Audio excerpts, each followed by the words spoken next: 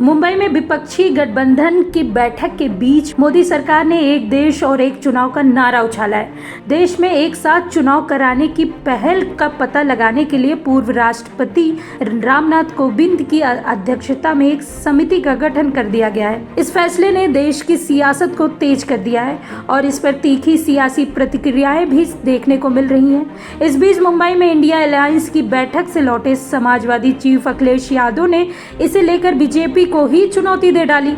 अखिलेश यादव ने शनिवार को इस मामले को लेकर एक ट्वीट किया। अखिलेश यादव ने बीजेपी को सलाह दी कि हर काम से पहले प्रयोग करके देखा जाता है। अखिलेश ने एक देश एक चुनाव का प्रयोग सबसे पहले यूपी में कराने की चुनौती दी। अखिलेश यादव ने इस ट्वीट में लिखा, हर बड़े काम को करने से पहले एक प्रयोग किया जाता है। इसी बात के आधार पर हम ये सलाह दे रहे हैं कि एक देश और एक चुनाव करवाने से पहले भाजपा सरकार इस बार लोकसभा के साथ साथ देश के सबसे अधिक लोकसभा व विधानसभा सीटों वाले राज्य उत्तर प्रदेश के लोकसभा विधानसभा के चुनाव 7 करा के देख ले। इससे एक तरफ चुनाव आयोग की क्षमता का भी परिणाम सामने आ जाएगा और जनमत का भी।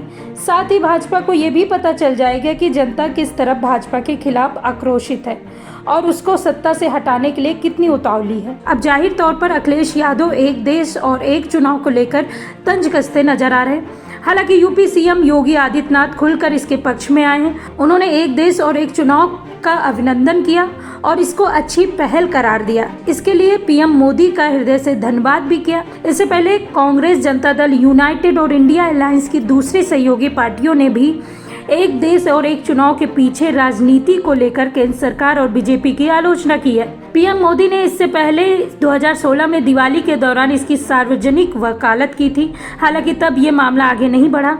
अब जबकि इंडिया अलायंस तेजी से मोदी सरकार को घेर रही है, तो एक बार फिर एक देश और एक चुनाव की चर्चा जोरों पर हो रही है। इसी बीच सरकार ने 18 से 22 सितंबर के बीच संसद का विशेष सत्र बुलाने की घोषणा की है। नीतीश कुमार, ममता बनर्जी जैसे बड़े विपक्षी नेता सार्वजनिक तौर पर कह चुके हैं मोदी सरकार समय से पहले चुनाव कराने की तैयारी में है। ऐसे में देखना रोचक होगा कि एक देश और एक चुनाव के इर्द गिर्द नैरेटिव गढ़ने में मोदी सरकार कितनी सफल होती है या विपक्ष उन्हें अपने एजेंडे से मात दे पाता है। Bureau report 4 PM news network.